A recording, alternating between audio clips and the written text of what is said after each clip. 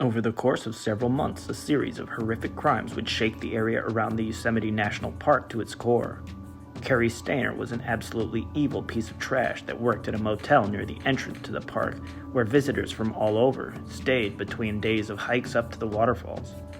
He would use the Cedar Lodge as his personal hunting ground, taking at least 4 lives between February and July of 1999, with 3 of them on his first attack.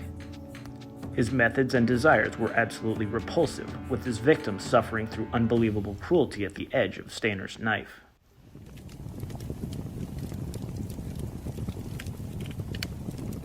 Cary Stayner did not have an idyllic childhood, with his own brother being the victim of a disgusting crime. He was born on August 13, 1961, to Delbert Foy and Cary Stayner in Merced, California. The family had 5 children, 3 daughters and 2 sons. They would be unaware when one of their sons, Cary, was mistreated by his uncle Jesse Staynor. Perhaps this horrible early experience led the boy to be isolated and fueled his violent fantasies.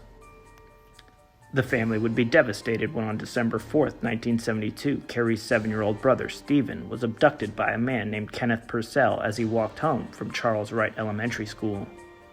The child predator would routinely do disgusting things to young Stephen, and Purcell would hold the boy for several years until at age 14, Stephen and another captive named Timothy White escaped from the house in Mendocino County where they were held.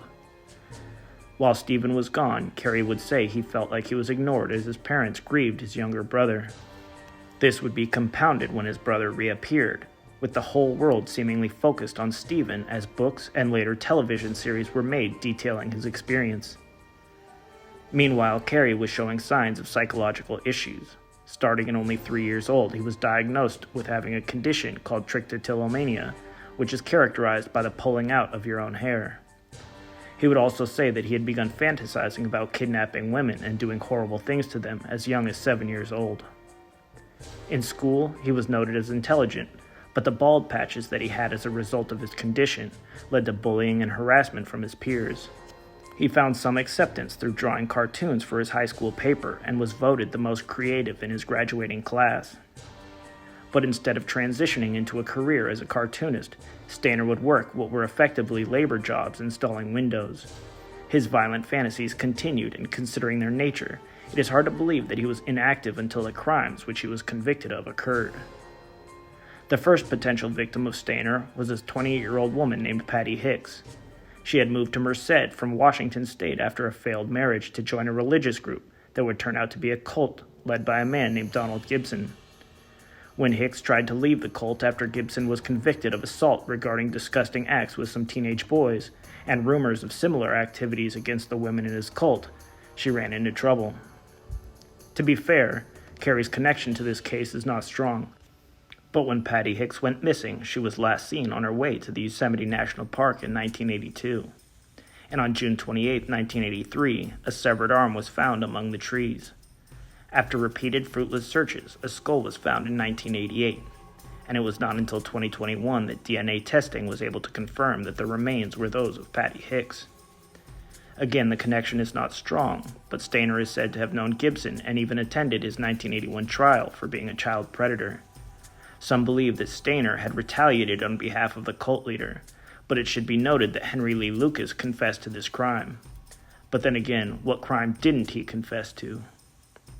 The television series based on Stephen Stayner's abduction was scheduled to be released in 1989, but that same year Stephen would pass away in a motorcycle accident, leaving behind a wife and 2 kids. Instead of mourning his brother, Stayner again despaired how Stephen was the center of attention as he had throughout much of his childhood. Another aspect of Stayner's childhood would also rear its head in the form of his uncle. In 1990, Cary was living with the predator who had touched him as a child.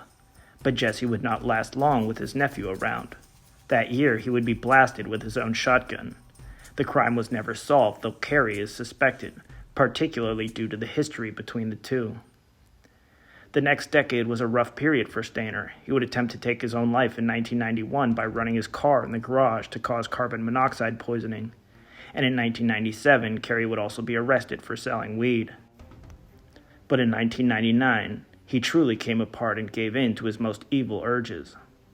At the time, he was working as a handyman at the Cedar Lodge Hotel just 15 minutes from Yosemite. The hotel was frequented by visitors to the park, but Cary did not interact much with the guest. At most, he would stop in the bar for a quick drink or bite to eat, but all that changed in February of 1999. A woman named Carol Sund had brought her 15-year-old daughter, Juliana, and a 16-year-old Argentinian exchange student named Silvina Palazzo to see the sights and enjoy nature. The three were staying at the hotel in February when they caught Stayner's eye. He went to their room saying that he needed to fix a water leak. Once inside, he attacked, strangling Carol with a rope before assaulting the two teens. He would also shoot Silvina after doing horrible things to her, but he took more time with Juliana. He loaded the girl and two bodies into their rented car and left the hotel to drive to Lake Don Pedro in Moccasin. There he continued the assault before eventually slashing Juliana's throat. The three women were reported missing and police descended on the Cedar Lodge. They interviewed Cary, but he presented as a clean-cut guy without a violent history, and so they did not focus on him. Carol's wallet would be found in Modesto, where Stayner had left it to throw police off his trail, and the city had no shortage of potential suspects. A month later, on March 18th, a passing driver saw Carol's rented Pontiac in a secluded area near the town of Long Barn. When police arrived the next day, they found the charred remains stashed in the trunk. On the 25th, a note was sent to police which included a map, and a location was marked that was an hour away from where the car was found. There was also a message that said, "We had fun with this one." When police arrived at the place marked on the map, they found the remains of Juliana.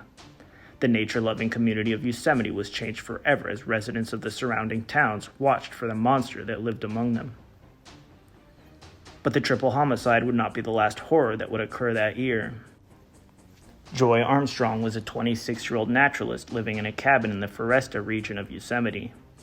On July 22, 1999, she was discovered with her head removed. Witnesses had seen a car parked outside Armstrong's cabin that was traced back to none other than Cary Stayner. FBI agents John Bowles and Jeff Rinnick found him living in a nudist colony in Wilton and arrested him.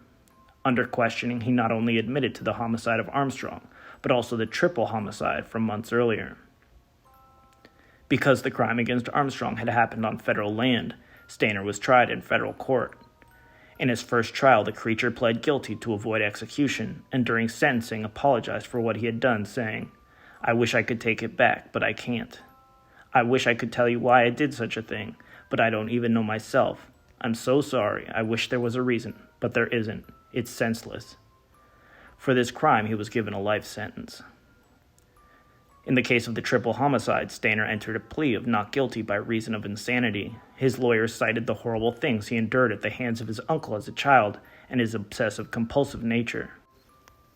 This attempt failed, and he was found guilty on August 27, 2002, and sentenced to death. Since his trial, Stayner has been housed in San Quentin's death row.